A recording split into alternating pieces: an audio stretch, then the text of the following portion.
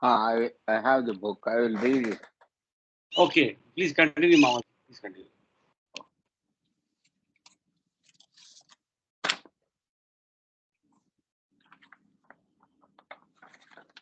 And I can't show you on the monitor. I will read it. Okay. I will share my screen, which will have the. Uh,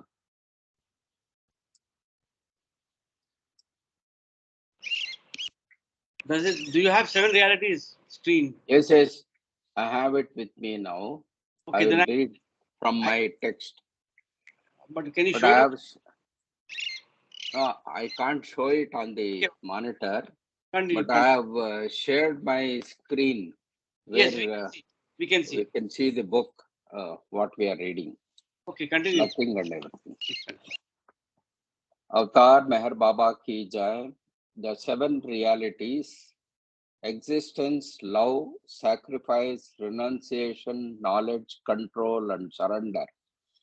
I give no importance to creed, dogma, caste, or the performance of religious ceremonies and rites, but to the understanding of the following.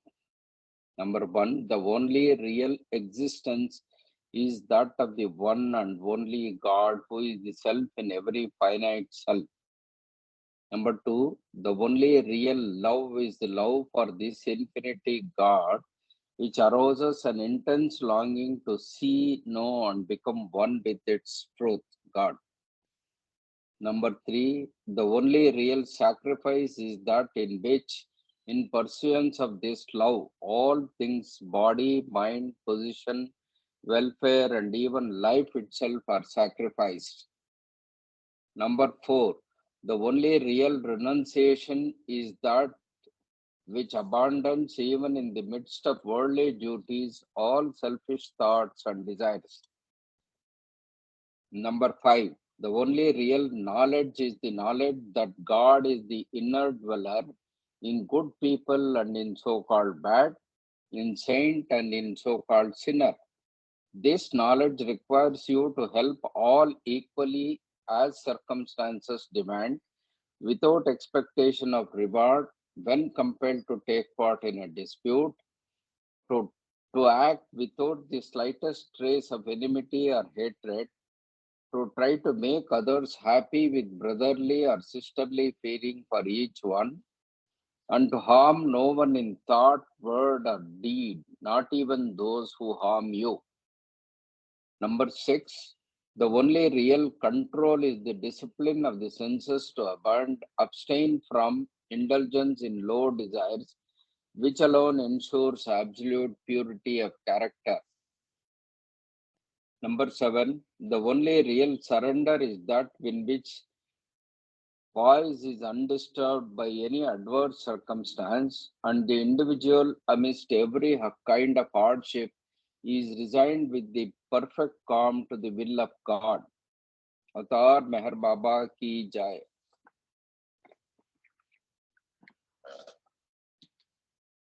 Karthik is not available, but he has opened the uh, browser and also made some arrangement for recording, which will be probably automatic from now onwards.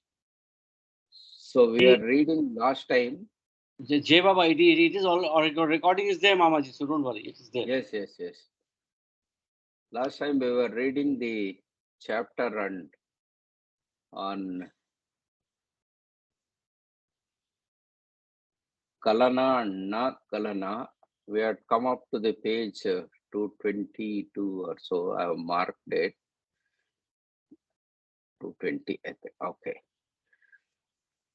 So we'll continue from here. I'll start reading.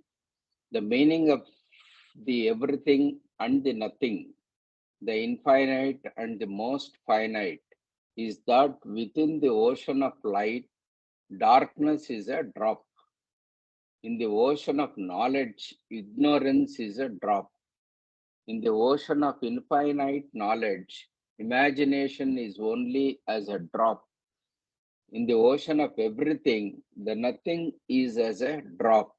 And the ocean of infinity, and in the ocean of infinity, the most finite is in the form of a drop. So all finite, nothing, everything are drops in the ocean of infinite intelligence or infinity or whatever we call it. This whole creation has oozed out or poured out as the drop of darkness, as the drop of ignorance, and is the most finite imagination of the nothing. The most finite imagination of nothing is the original, formless, not knowing, unseen, unfelt, unconscious, unspread drop in the form of mental, subtle, and gross worlds, heavens, planes, universes, planets, numberless suns, moons, and stars. All of this nothing is experienced by the Jivatma not as imagination, not as illusion, not as nothing, but as everything, as infinite as knowledge, as being, as intelligence, as light, as existence. All the imagination of the nothing comes out from the most finite point, the home point, and from that point, infinite thinking arises. In the state of sound sleep, there is no such thing as creation or creation unseen, or unseen darkness, or darkness point, or unfelt nothing drop, or unknowing ignorance drop, or unthinking imagination drop, or the unexperienced consciousness in the most finite form of drop. So in the sound sleep, all of these are not there. There in deepest sleep, everything disappears into a nothing state. In the waking state, this original drop of nothing becomes gross, subtle, and mental worlds, which are seen and felt as universal light, universal consciousness, universal intelligence, and an infinite form, which is all sheer ignorance. The Sadguru, yes, Jai Baba, yes, can I request you to read that last three lines of the last one? That is the. yes, yes. So the verse is, there in the deepest sleep, everything disappears into a nothing state. In the waking state, this original drop of nothing becomes gross, subtle, and mental worlds, which are seen and felt as universal light, universal consciousness, universal intelligence, and in infinite form, which is all sheer ignorance. So what we feel all around us is all part of ignorance. Can I also request you to read the last three lines of about that finite point? It talks about the home point. So basically, this is very important in the sense that Ha. I mean, and how do we relate it to our existence? I mean, Okay. all of the from that line, from all of the imagination of the nothing. Okay. All of this nothing is experienced by the Jivatma, not as imagination, not as illusion, not as nothing, but as everything, as infinite, as knowledge, as being, as intelligence, as light, as existence. All of the imagination of the nothing comes out from the most finite point, the home point, and from that point, infinite thinking arises. So my question is that this home point or the nothing is important to start the thinking process. I mean, Yes, and it starts with the false thinking process. So we think all the nothing as everything, and actually, if you go to the last three lines there, But we think everything which is nothing, actually nothing, as everything, as infinite, as knowledge, as being, as intelligence, as light, as existence. So each word is almost a definition of God. So what we see in illusion, we think that as the absolute. So whereas that is actually not the case. So home point is the starting point for all the false emergence. And then we have to go through this and then try to recover from that and then realize that it is not the real. That is involution. So we remember Kama who said that it's all a movie. It's all a movie. That was So we need to think of the screen with a blank screen, not the actual things happening on the screen. Jai Baba. Hey, Baba. Continuing, the Sadguru or the avatar sees the creation as darkness and knows this darkness as unknown ignorance. Simultaneously, he experiences himself as infinite and feels himself as everything. In the ordinary awake state, the experience of gross, subtle, or mental conscious Jivatma is without substance or essence. The experience of a gross, subtle, or mental conscious Jivatma is without substance or essence. The Jivatma's experience is of darkness, nothingness, dropness, limitedness, most finiteness, and ignorance, unconsciousness. Okay. Despite, despite this, the soul always remains as it is. The soul remains in the form of everything as infinite ocean, as knowledge, all light, all power, all bliss, even though it does not experience itself. In the divine state of the Sadguru or the Avatar, the soul experiences the creation as it is, that is nothing, as most finite drop, as darkness, as imagination and ignorance. Simultaneously, the soul in the state of Sadguru experiences itself as it is, the infinite ocean, the everything, the light, the knowledge, the power, the bliss, the infinite intelligence. Okay. In the sound sleep state of human being, gross, subtle, and mental conscious, light is darkness and darkness is darkness. Okay. Light is darkness and darkness is also darkness. Okay.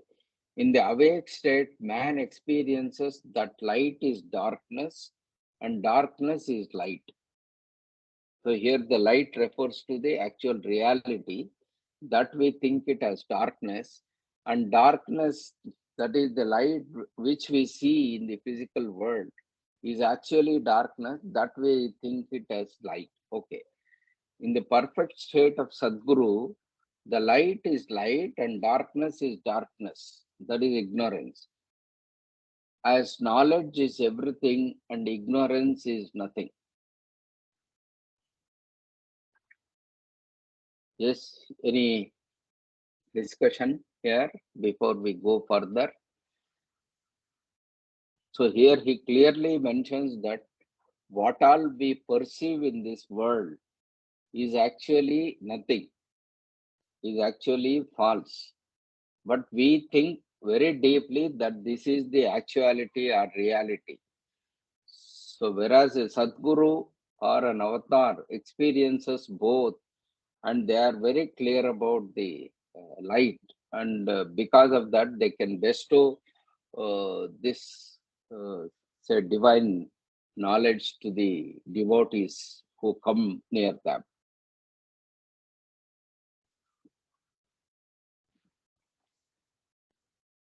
So I will continue. The infinite real I and the infinite false I. So the real I and the false I, both are infinite.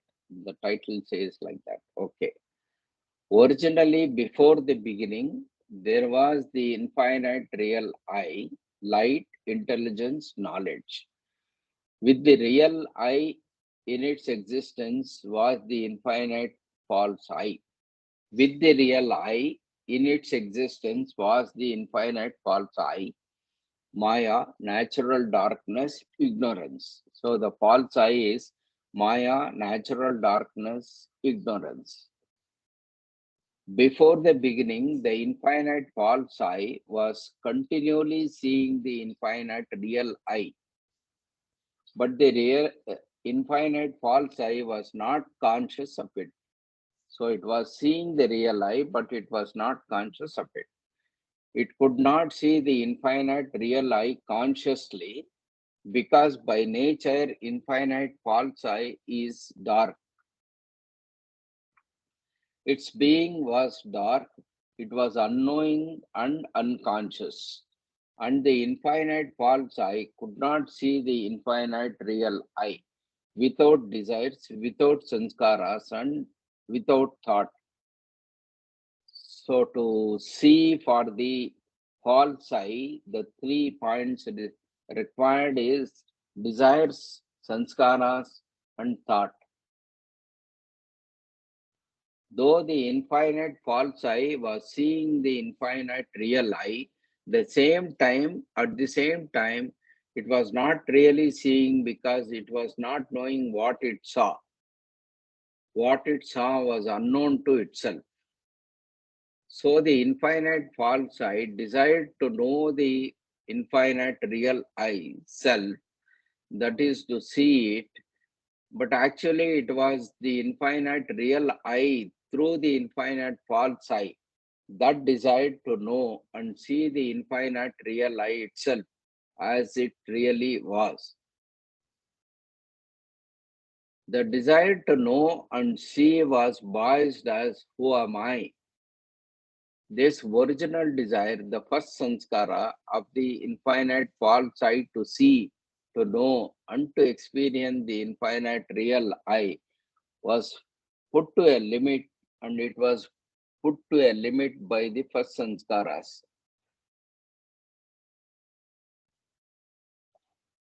In the beginning, the infinite false I was unlimited, but had no desire and was without sanskaras, and so existed without limit. But at the time, it could not experience the infinite real I. In order to experience the infinite real I, it was required to have consciousness.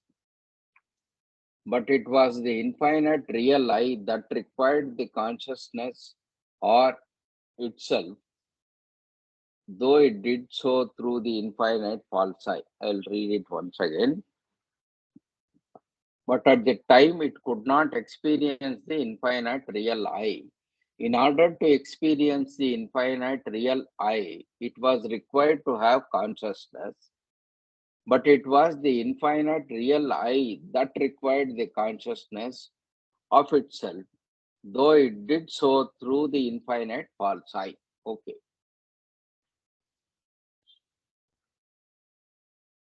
The infinite false I, not knowing who am I, desired to know the infinite real I, and by this desire it became conscious but not of itself. The desire created sanskaras, and by the sanskaras, the infinite false I became limited. Although it had become conscious, it was now limited. Its knowledge, sight, and consciousness were all put to a limit. And this limitation kept it from knowing that it was actually the infinite real I that was becoming conscious through the infinite false I.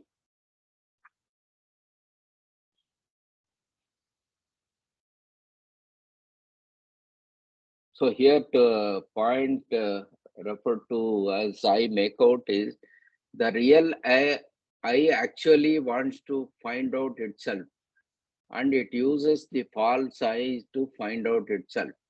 So the false I goes through the whole cycle and then realizes the real I. That is the whole thing here.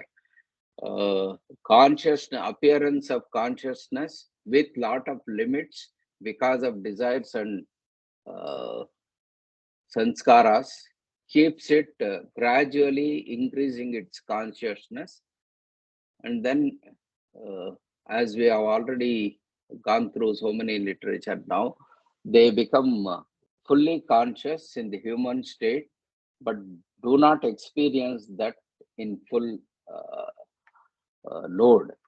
But in the process of involution, as they drop all the desires in the sanskaras, they become more and more clear about the consciousness. And in the sixth plane, they get the full consciousness, see the God in front, and in the seventh, they merge with God. That is how I understand this. Can I go further, or you need any discussion in this point? Jay Baba, I just wanted to add one simple analogy for us to remember. Yes. Uh, I would like any comments, if any, from others. So, we can say that the soul is like a mirror covered with the dust of sanskaras. The soul is always there, like the mirror is always there, but we just have to remove the dust and see Yes. the real I. Would that be a Yes. good analogy? Yes, that is in Vedanta also. Actually, the dualism, they refer to this aspect of the mirror. So they say the image and the actual, say, person who is seeing the image of his own self, even though they look totally alike, they are different. Whereas in Advaita, they say Aham Brahmasmi, I am that. So they don't agree with that. They say even at the point of realization, you are, say, merging with God, but you are not the God actually. There they use this synonym or the analogy of mirror. So as we go through this, clear the dust and all the coverings on the mirror becomes 100% clear so that you see your own self in the mirror. That is God realization.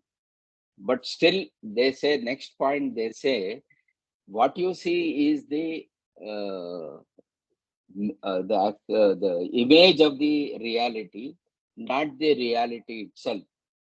So that is why they say you and God can never be the same. That is the way I understand dualism. So the three systems in Vedanta, that is Advaita, total Advaita, where we say Aham Brahmasmi. So on realization, I and God are not at all different. So there is that difference. So there they use this uh, mirror as an example. Because you brought out that mirror here, I just thought of telling this. No, thank you, Mamaji. I was not aware of this reference to Vedanta. This just thought came to my mind. Ha ha. Hey, Baba. Okay, continuing. In the beginningless beginning, the infinite real I was also unlimited, and it also had no consciousness of itself. The infinite real I did not see itself, did not experience itself, did not know itself, and it did not know that it was real because of want of consciousness. So the whole process is this emergence of consciousness and development of consciousness. Then the infinite real I became conscious through the infinite false I, but still it could not know itself as real because its consciousness was limited in the false I. Though the conscious, the real I through the false I could not see itself and so could not experience itself as real. It was limited, bound by samskaras in the false I, not infinite and limitless as before the beginning. In order to see and know the real self I, this false I, this limited false self, had to become both infinite and indivisible, as is the real I, from which the false I is formed, and fully conscious, meaning infinitely conscious. So before the beginning, the infinite real I was limitless, but had no consciousness. In order to know itself as real, it became conscious through the false I. This false self-limited I ultimately should become infinite and indivisible as the infinite real I, out of which the real self formed its existence. And its consciousness should become infinite and indivisible to see the infinite real I in itself. It is the infinite real I through the infinite false I that becomes fully conscious to see its real self. So this is the almost a sort of a summary, I think. It is the infinite. Uh,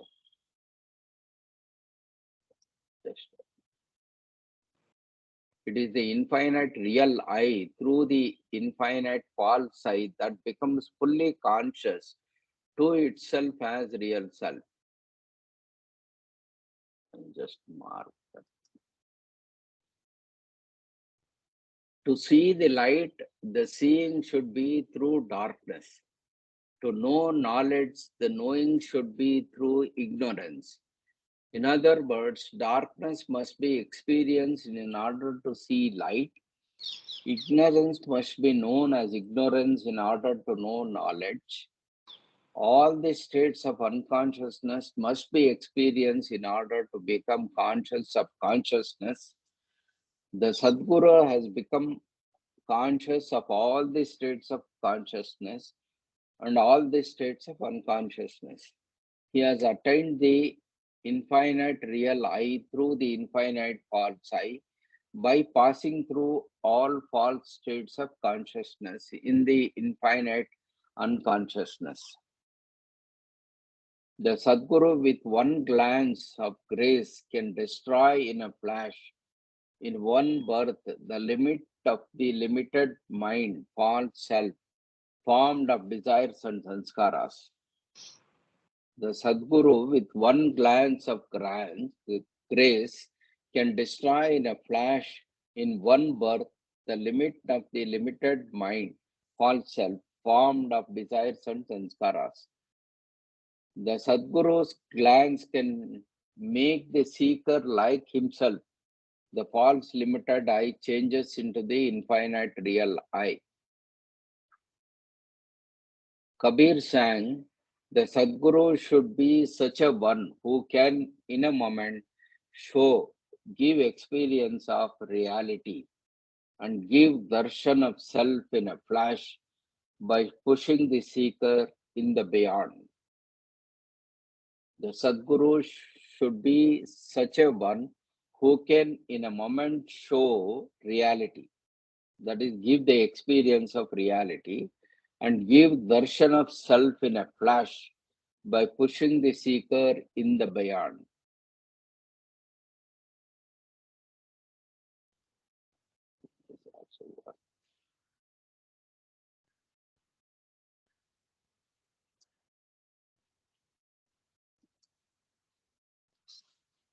Formless Pratpar Parabrahma, Paramatma and personal Paramatma and Maya.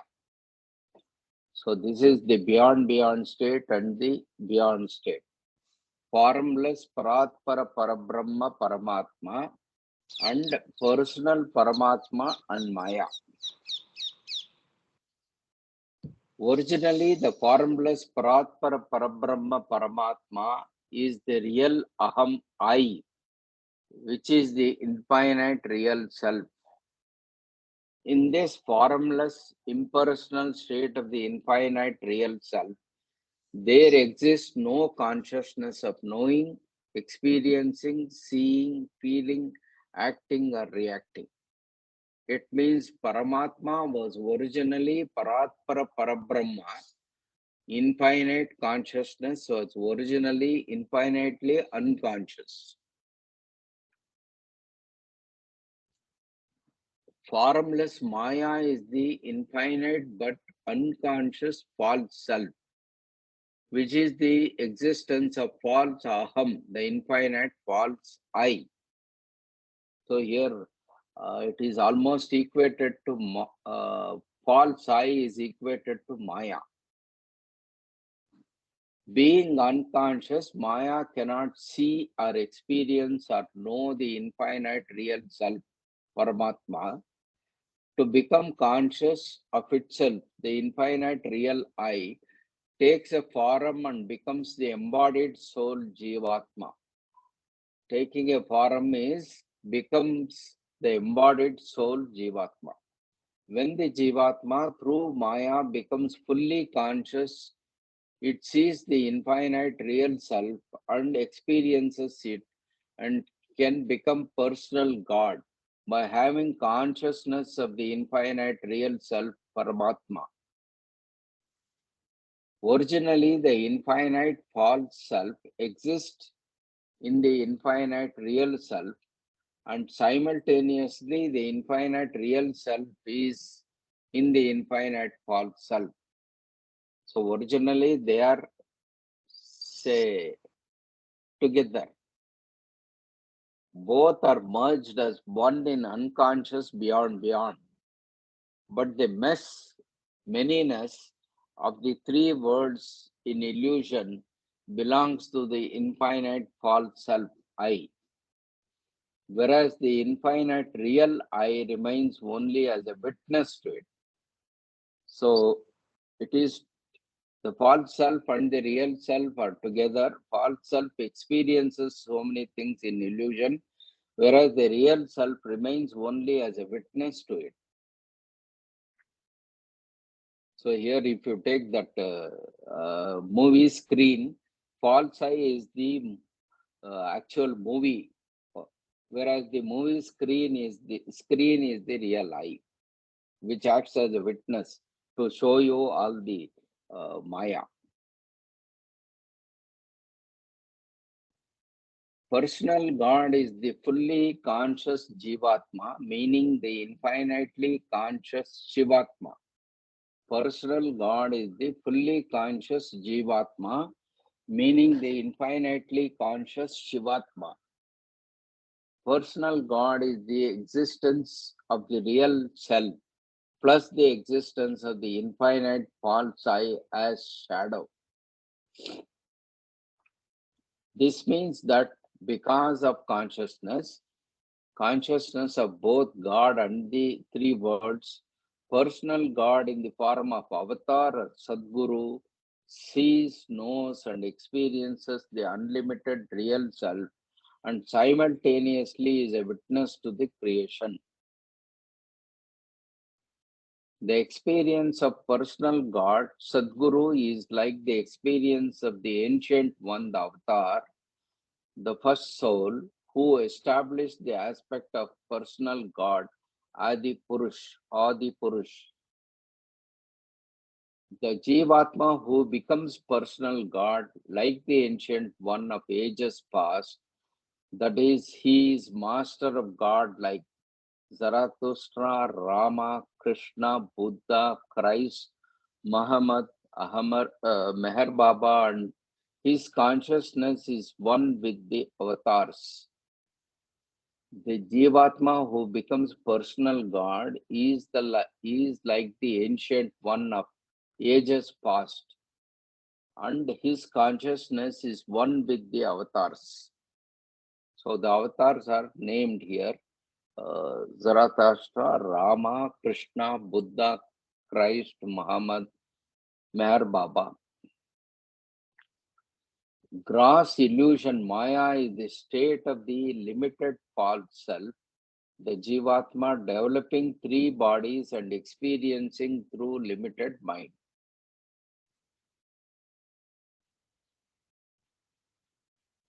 I'll stop here. Do we need any clarity or explanation or any input from others?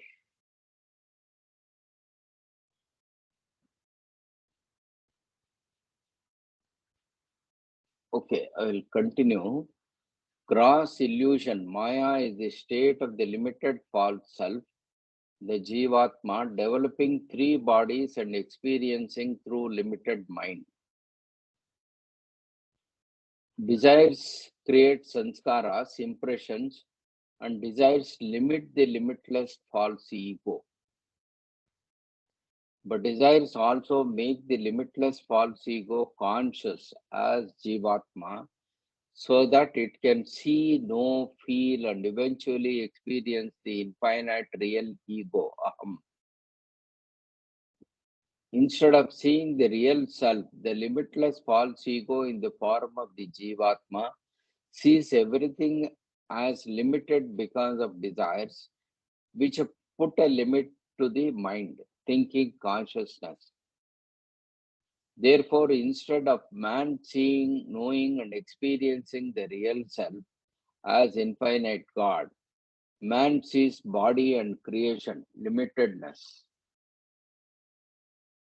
Consciousness is preserved for the sake of realization, and when consciousness becomes unlimited in nirvana, then consciousness can see, know, and experience the infinite real self instantaneously in nirvikal. For realization to occur, consciousness should remain and limit should go. This means that to attain the state of realization of self, that is, for the limited false conscious to become unlimited real consciousness, the limits of consciousness should be dissolved. The limits of consciousness should be dissolved. What limits consciousness? What is the cause of limitation? Desire. So desire should disappear. The first desire was to know who am I.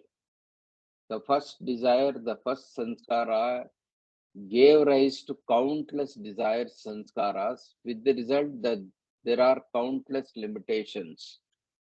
The countless limitations arise from the first limit.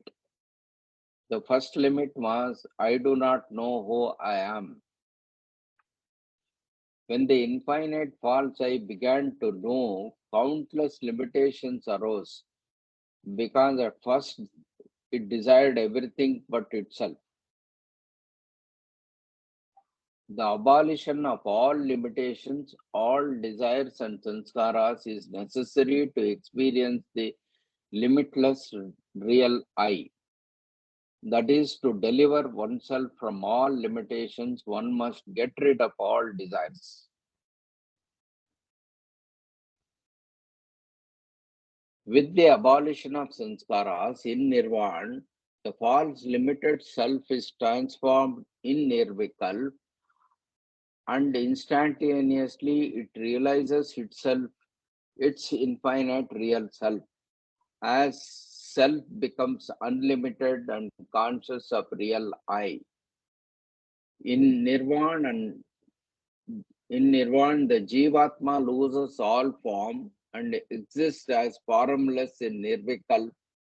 The self is real in the state of Aham Brahmasmi. So there are three steps. In nirvana, the Jivatma loses all form and exists as formless in nirvikal. The self is real in the state of Aham Brahmasmi. Okay. So any discussion at this point? Can anyone summarize what we read till now? I'm getting a doubt. Am I heard?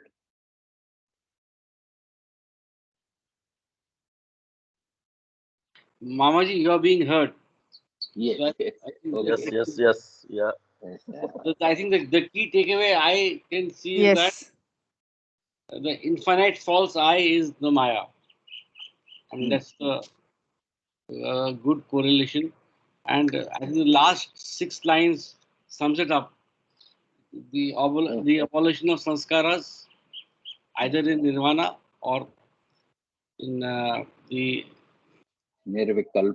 nirvikalpa, is the goal. So I think the first goal should be uh, at least reaching uh, the plane 7, or at least reaching nirvana. Even that, I mean, OM, as we had said earlier, ordinary mukti. Even, I mean, all that is there, and also that the false I is is the the natural darkness, ignorance, and Maya. So we have to, from the false I, we have to go to the real I. Is what is the summary I can think of? Somebody else can add if I missed out something. Mamaji, Yes. doesn't this entire reading which we're doing now is very Ah, close to what we have read in God's Hand by Meher Baba? in God's hand, is it? I don't remember. Did you do the book with Cyrus and? Ha ha ha ha ha. Yes, yes, yes, yes. Yes. So isn't it more or less the same material? More or less same material. But every different text tries to put the same, say, crux in different perspectives, and then Mm-hmm. that makes our understanding enlarging every time we read a different Yes, perspective. that is true. Yes, That yes, is true. that is. Jai Baba. But So yeah, we I become do recall. slightly every time we become more, say, clearer about the Correct. concepts. Yes, Correct. yes. Thank you, Jai Baba.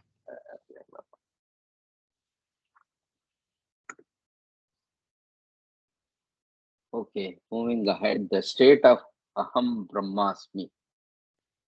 Uh, Aham Brahmasmi, self realization, means that the infinite intelligence should experience itself infinitely.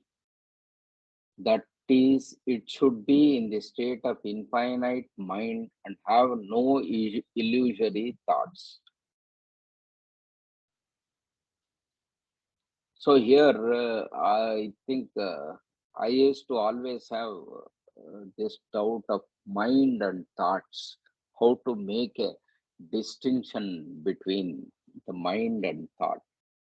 I used to put them together.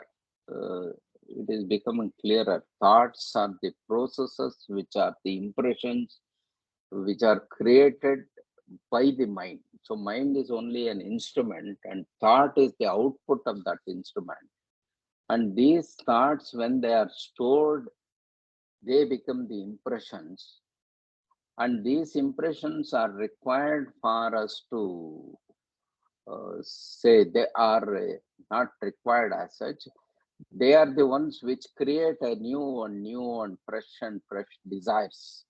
So if we have a particular thought, it creates an aura for us to think around that thought, and that creates desires. Say, if you have a thought of an ice cream, we imagine a cone, we imagine a cup ice cream, we imagine so many different varieties of that, and that creates a thought process of trying to acquire that or eat it and feel the say different feelings while eating it. And as Ravi used to use this example, if I don't get, I have the other, say, outcome of all these desires, that is the anger, jealousy, all the aspects of chain reactions, thoughts. So the thought is the most important aspect. So mind is only an instrument. It gives you different thoughts and makes you mull over these the different thoughts and create all the different types of desires, and as an outcome of the desire, different emotions, like say your enjoyment, your say jealousy, or all the consequence of all these things. That's how I understand this. So it is that's why they give stress on these thoughts, and these thoughts keep coming out in your say when you are trying to be still, or say in meditation also, when you try to stop your mind functioning, newer and newer thoughts will come out. That's why they say don't go behind the thoughts, but witness the thought and leave it at that. So these things are becoming clearer and clearer as we read through this. Any thoughts on this? Once again, thoughts.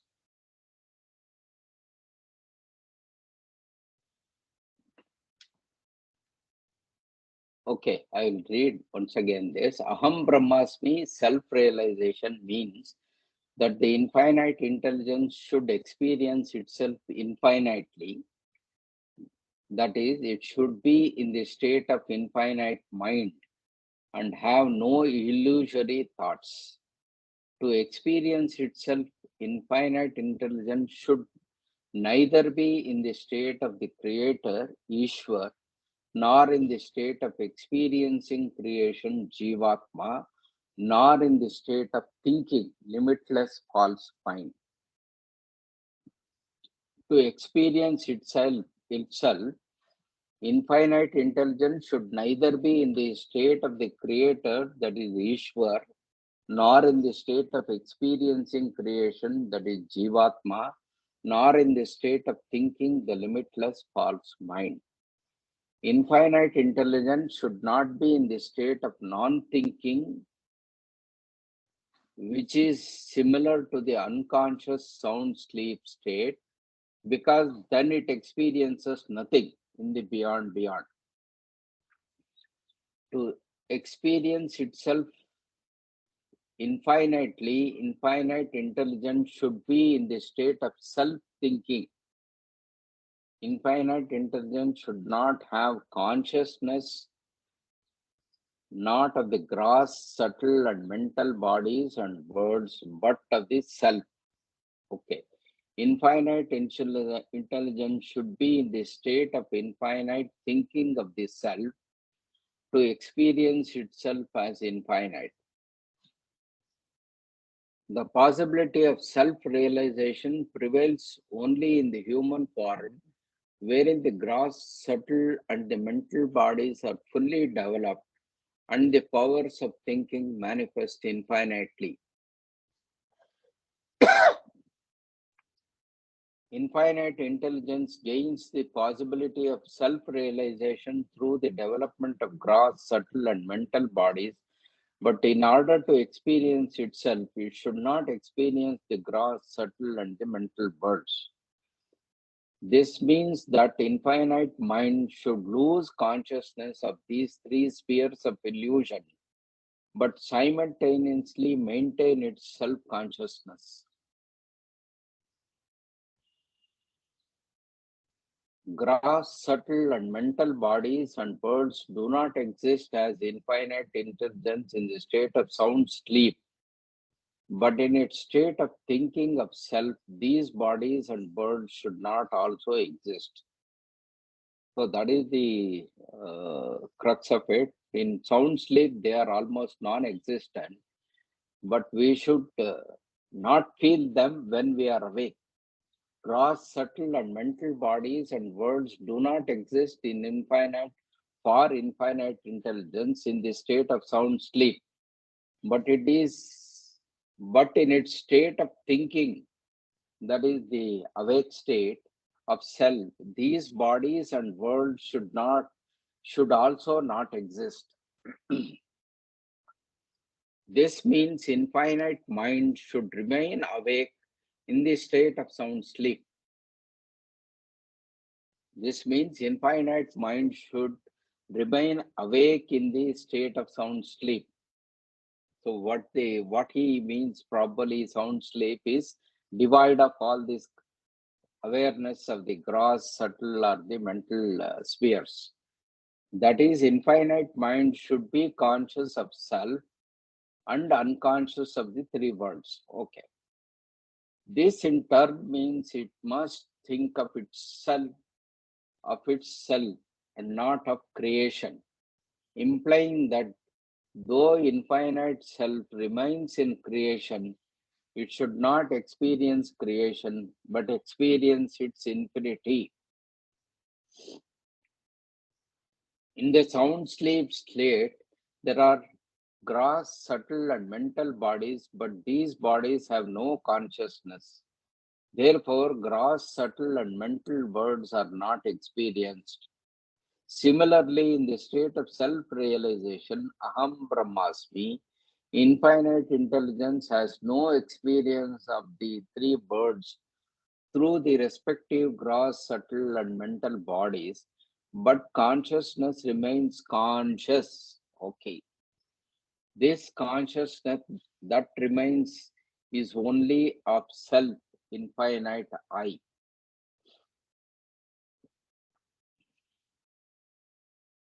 To attain the state of Aham Brahmasmi, the infinite intelligence should be in the state of infinite mind, but in an actionless condition of mind. In the deep sleep state, infinite mind is in the state of infinite existence, and in the dream and awake states, it is in the state of active mind, limited existence. The self-realization state of Aham Brahmasmi signifies that infinite mind has consciousness that is infinite pertaining to the self, but not consciousness of the gross, subtle, and mental world pertaining to the limited self. Yes. This is almost a summary. The self-realization state of Aham Brahmasmi signifies that infinite mind has consciousness that is infinite pertaining to the self, but not conscious of the gross, subtle, and mental worlds pertaining to the limited self. I hope this is clear.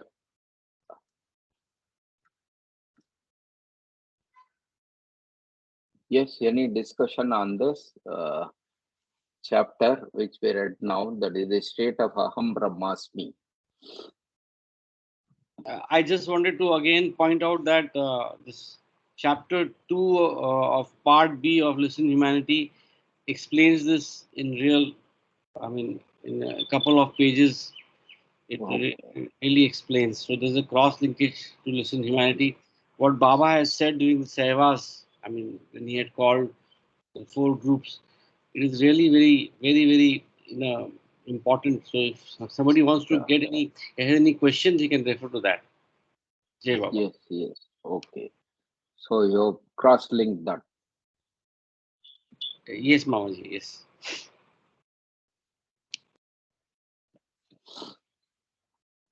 Moving further, I'll just come back. Just a moment.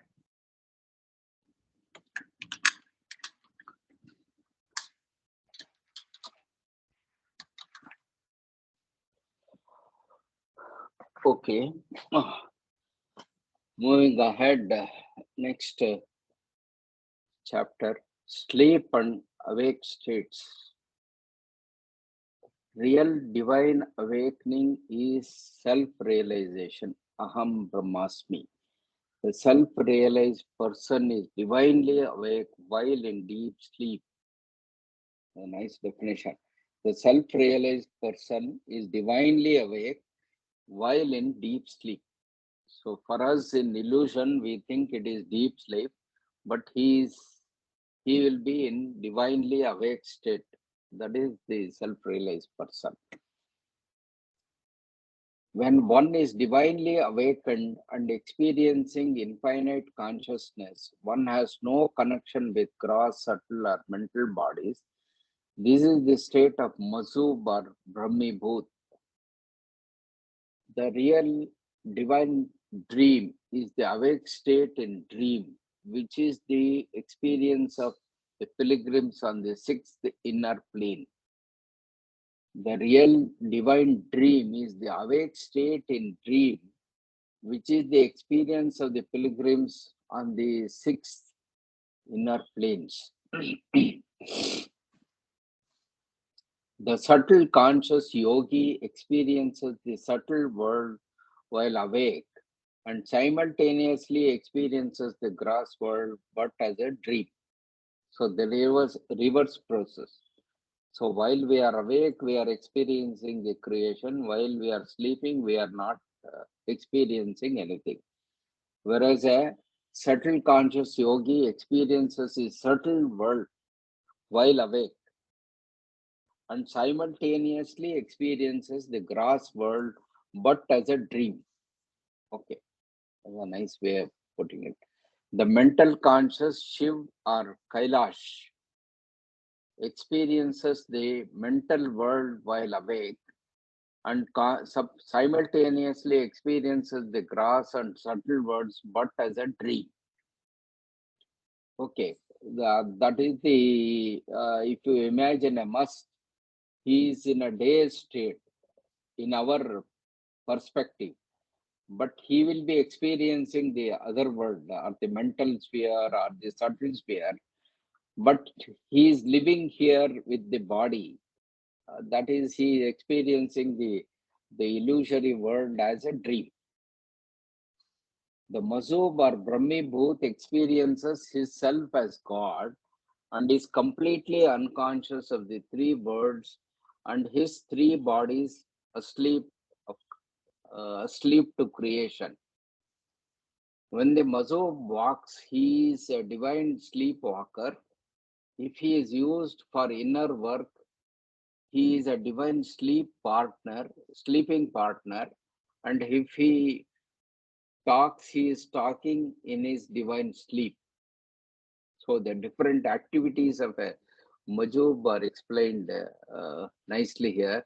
When the Mazub walks, he is in a divine sleepwalker. He is a divine sleepwalker.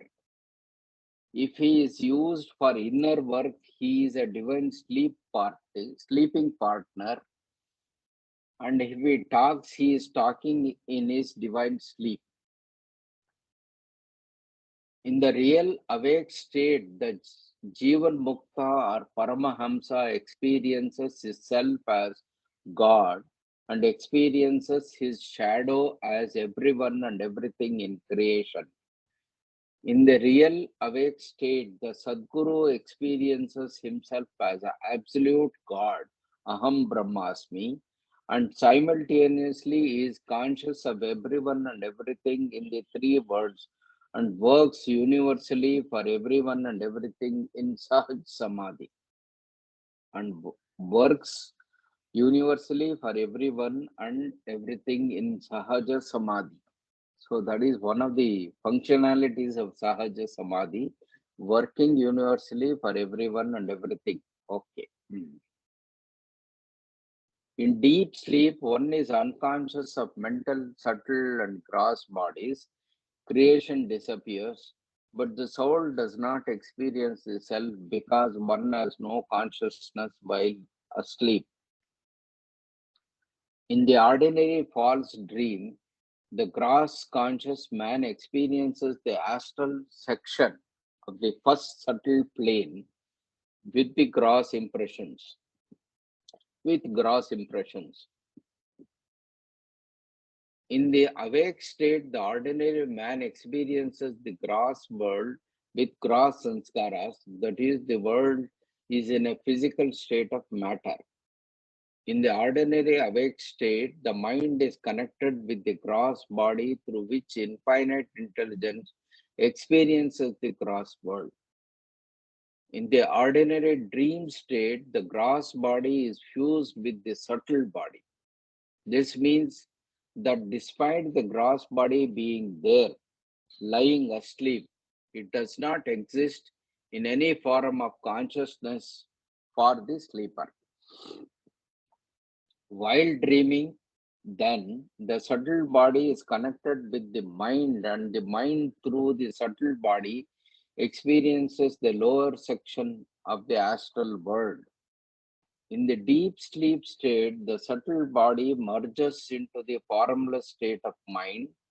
In this sense, the subtle body has no mind, and it is the mind alone that remains, having absorbed the subtle as the gross fused into the subtle.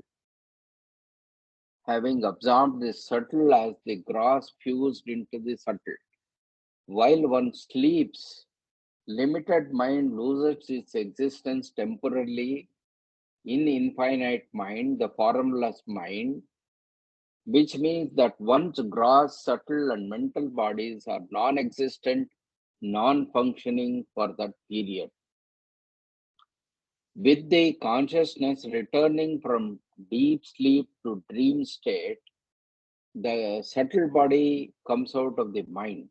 This means that the fine mental form of the mind comes out in subtle form during the dream and experiences existence to mental and subtle bodies and mental and subtle worlds.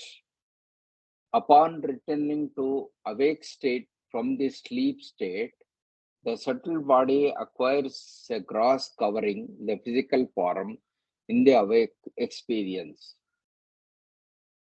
The merging while sleep of gross into the subtle body, of the subtle body into the mental, and the mental into formless infinite mind is not permanent because sanskaras are there in the mind in the form of seeds.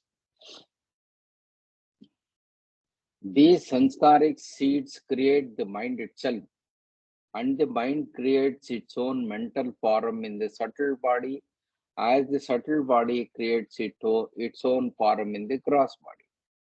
When the mind is relieved of its activity, false thinking, creating, it is immersed in the infinite mind, and the infinite mind experiences the real self. Infinite intelligence attains knowledge of its infinity. Okay, this is a uh, nice chapter on sleep and awake states.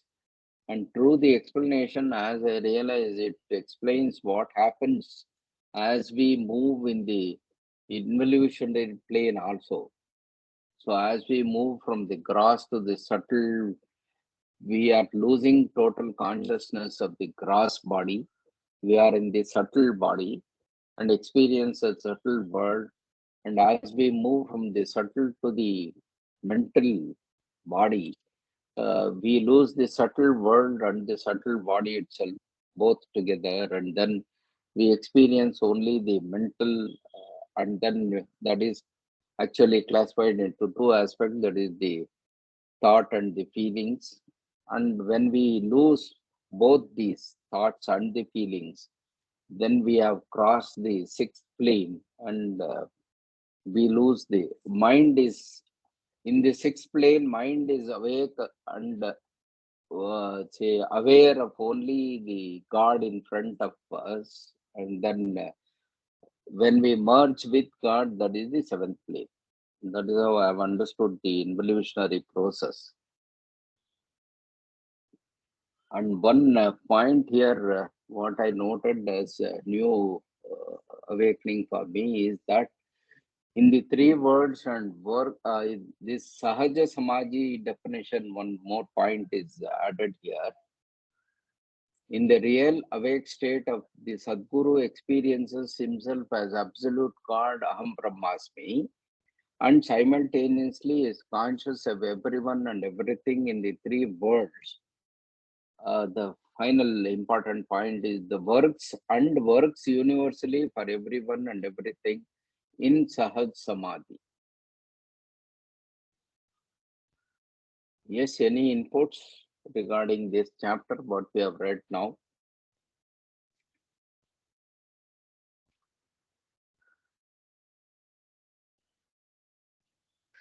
Yeah, Mahaji. Jai Yes. Baba. Nothing else. Okay, Yeah. okay. Yeah. Okay, we'll move ahead. Though doing everything, the Sadguru does nothing. That is the title for the chapter now. The Sadguru does everything and simultaneously he does nothing. He is in everything, but still he is aloof from everything. The Sadguru is fully awake and simultaneously he is in the state of deep sleep. He is alive but also dead. The Sadguru performs all actions, yet no actions bind him. Okay. So these are the four levels of definition of a Sadguru or actions by Sadguru. Every deed, good or bad, creates good or bad sanskaras, that is, virtue or vice. Both are bindings. Good sanskaras result in the good birth and bad sanskaras in a birth into unfortunate circumstances. But it is deeds that cause births, whether the birth be happy or miserable. Birth in itself is a binding. Emancipation is only possible when no sanskaras remain. Uh, that is, but here, good and bad. So we have a clear or a false imagination that we need to keep doing always good things. But what we are supposed to do after this spiritual learning is don't do anything. Be there, be in existence. Because even good or bad will create the cycle going on. So if you can go to a state where you are not doing anything, that will be the probably way for breaking this cycle. Birth itself is a binding. Emancipation is only possible when no sanskaras remain. To illustrate the divine state of the Sadguru, suppose that dirt and filth are bad sanskaras, what religions call sins, and that perfume and fragrant oils are good sanskaras, what are called virtues. The meaning of this is that the Sadguru touches filth, dirt, and such things as well as perfumes and fragrances, seemingly like another ban. But the Sadguru does not put his hand in those things. So even though he touches everything, good or bad, he is not putting his hand into that, means he is not getting bound by them. So his hand remains clean, and when he is finished with these things, he can throw away the stick that is used to touch them. Man also touches these things, but his hand is involved in the filth or perfume, and so he has stains on his hand. The hand represents the condition of the limited mind which contacts sanskaras, beautiful or ugly stains, fragrant or foul smells. When man touches things, such things, he too has a stick in his hand, but along with the stick, he also involves his own hand. As in man's condition, hand and stick are joined, meaning mind and body are joined. Mind and body are joined. So here the stick is referring to the mind, I think. Mind and body are joined. This signifies that sanskara join and bind man's mind to his body. The Sadguru has a stick, the body. Okay, reverse of it, I think. Okay, stick is the Yeah, I body think and stick, yes, yes, Mamaji, stick means remaining detached. Actually, you're not involving. yeah, Which we call putting your hand into the whole thing. In office, making our own yes, hands dirty. Yeah, yes, that's I think a simile here. yes. The Sadguru has a stick, the body, but in his unique state, his body is separate from the hand, mind. In the perfect one, hand and stick are not joined. Body and mind are not connected. It only seems that they are connected when he acts. So this is a subtle difference he is giving between the Sadguru and the perfect one. The Sadguru has a stick, that is the body, but in his unique state, his body is separate from the hand, that is the mind. So his body and mind are separate. In the perfect one, hand and stick are not joined. Body and mind are not connected. Both body and mind are not connected. It only seems that they are connected when he acts. So he acts. The perfect one acts. Baba lived like any other human being, but he was actually acting.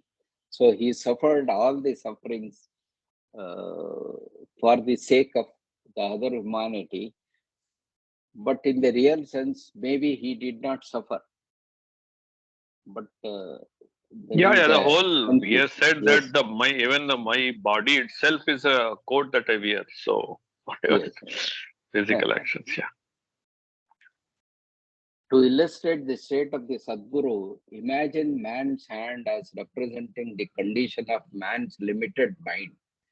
When the man touches some dirt or filth or perfume, he does an action and the mind is caught up in the action. The man has stains of the filth or perfume on his hand, meaning he contacts good or bad sanskaras in his mind and is involved in binding. A Sadguru has a stick in his hand, and if he touches some perfume or filth, it is with the stick. By applying the stick to the perfume or filth, he does good or bad actions. Yet his hand is unspoiled because he uses the stick and he is not involved in binding. The Sadguru performs actions seemingly good and bad, and yet he is aloof from them. So that is important, seemingly good and bad. So they have a purpose, but for us, the mortals, it may look a good action or a bad action. Whenever he likes, the Sadguru may throw away the stick, but how can a man throw away his hand? It is a part of him, it is joined to him. Man imperfect and Sadguru perfect both do actions, and as the actions are, so is the stain, depending on the kind of thing that is done. But as before, the Sadguru is untouched, his hand is clean and spotless, though he touches both good and bad things, meaning he does good and bad actions seemingly. The Sadguru is in the state of Paramatma, personal God.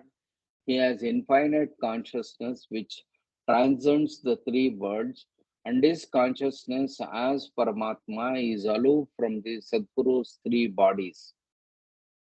Man is in the state of limited consciousness. He is not bound himself, he is not beyond himself or the three worlds, and his consciousness is not aloof from his three bodies. As man's hand represents his mental body, the stick signifies subtle and gross bodies. Man's hand and the stick are joined together, and three bodies are inwardly connected by sanskaras. But touching filth or perfume and such things, both body and mind are stained. This signifies that because man's mind is involved in the act, he gets stains on himself and contacts sanskaras, meaning he is stained inside also. The Sadguru's hand, his universal mind, that is, his hand is his universal mind, is not stained by any act, good or bad, but the stick that he holds is stained. If the stick body gets stains, no harm is done. But the hand, the mind should have no stains. Oh, this is a clarity I get. If the stick body gets stains, no harm is done. I think meaning that dropping the body, the cycle ends there itself. It doesn't carry forward. But the hand, the mind should no have no stains, because whatever stains the mind, it goes to the next phase of the life ahead. There may be thousands of marks and scars on the stick body, but it can be thrown away. The body can be dropped. But what of the mind? How can the mind be thrown away? The stains that are not only on the stick body, but also on the hand in the mind, how can these stains be removed from the mind? Such spots require cleaning. The hand must be scrubbed clean. The sanskaras in the mind must be wiped out. When a Sadguru does some action by touching things, his hand, infinite mind, is not involved in these things because he does not actually touch them. His universal mind remains spotless, sanskaraless. Though his stick is touching these things, meaning his body appears to be in action. Because Yes, he's it's only a acting, very, no, Mamaji. yes, yes, He's only acting. he's only acting. Yeah. And whatever that seemingly might find, it goes away with his gross body. Nothing remains after Yeah. That's what it is. Correct. that. Yeah. When a man does good or bad deeds by touching things, then his hand, mind touches them and gets stained also, as does his stick, the outer body. In this way, though the Sadguru performs acts that appear as ordinary actions, he is actionless. So he is actually actionless. To know what is filth, what is perfume, and other things, man touches and becomes involved in the bad or good of these things, and is bound in his mind by the sanskaras he contacts.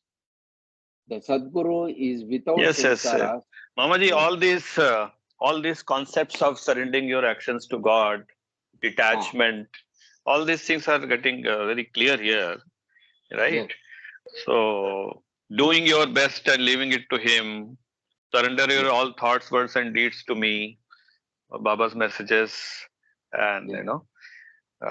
the karma yoga, you your karma and leave it to Him. All these concepts are getting very, uh, Ah. touched in a very different way. Yeah. Jai Baba. Yes, yes. Sorry. So What is all this that filth? karma, what we are supposed to do, we will have to do it in such a way that Yeah. they bind only to your gross body, not to your Yeah. mind. And what is this Right. filth? Filth. Yes. What is this filth? What is filth? On the top they Filth mentioned, is right? the impressions that we create by doing the karma because we are involved. If we do the karma without dispassionate, without being involved, that filth doesn't stick to your mind. Your Yes. mind remains free. So that's what it is actually. So is you have to perform your act well with detachment. With Whatever role you are detachment. being given as father, mother, parent, and in Mm-hmm. office, everything. So you have to Yes. perform Yes. it to the Yeah. best of your capability, surrender all your actions to Mm. God, remain detached. So your mind Yes. remains detached. And don't You know, think of the fruit of yeah, the action. that you have done it. Be retained. Yes. Yeah, Yes. yeah, that you have done it. If you have done something right, good or bad, everything is Mm. surrendered to Him. Yes. Yeah. Okay. Jai Baba. That's what it means. Jai Baba. The Sadguru is without sanskaras, nothing impresses him, and his mind is universal, nothing limits him. When the Sadguru touches these same things, it is with a view to wiping out the sanskara of others. So it is that is the second aspect. Whatever he does is for the others, not for himself. So self glorification is never there, whereas man does everything for the self, for the small self.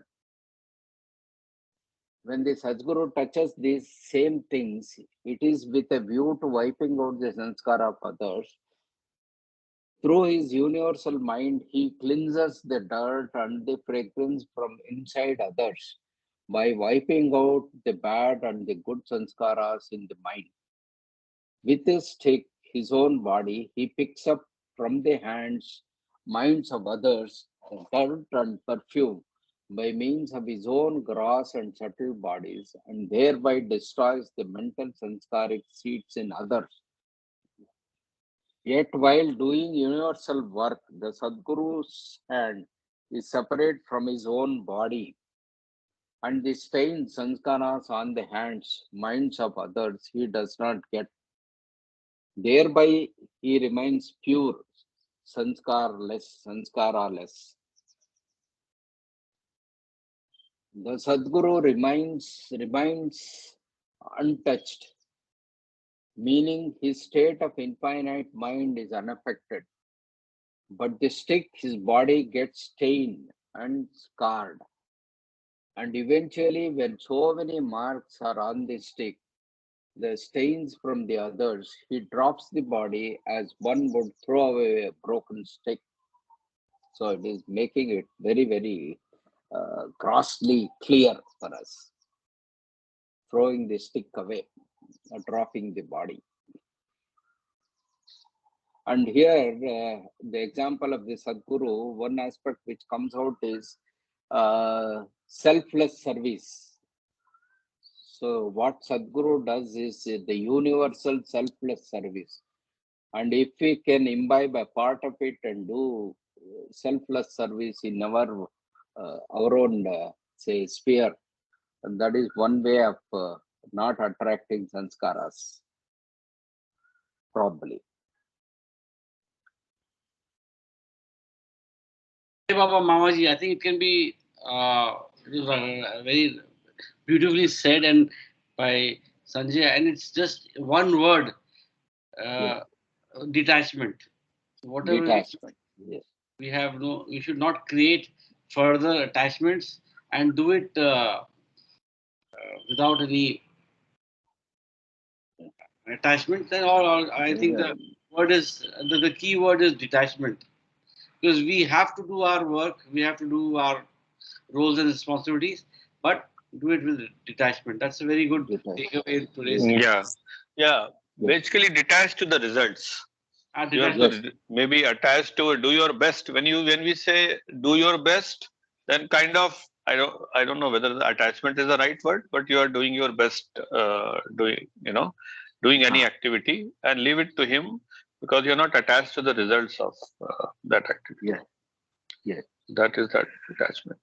That is also I the think it is. in the Bhagavad Gita. Yes. It is Bhagavad Gita explained in a different way here. Yes. So essential spiritual core is the same everywhere now. So each one at each point of his avataric role has explained in the ways and means required for the generation to understand properly.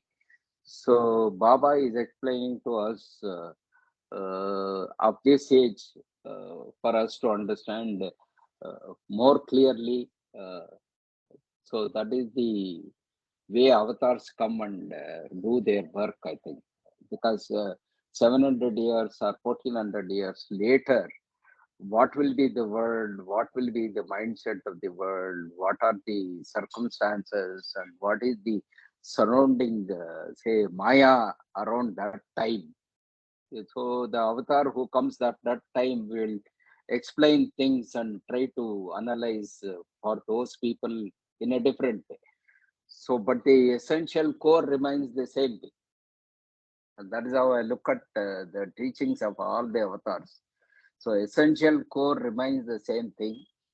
For each phase of their, say, avataric cycle, they do it in a different fashion for the requirement of that particular phase of the Mayavic world, I think.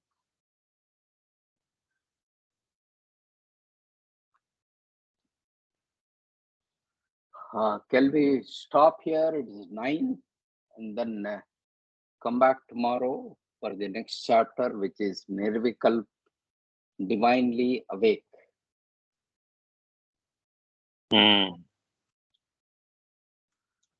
Nirvikalp. Jai Baba. Jai Baba, everyone. Jai Baba. Mamaji. Jai Baba. Somaji. Jai Baba. Yeah, Ashokji. Baba. Thank you, Yeah, Mama Jai ji. Baba. Thank Jai Jai Baba, Jai everyone. Baba. Jai Baba, Jai everyone. Baba, everyone. Okay. Yeah. See Jai you all Baba. tomorrow.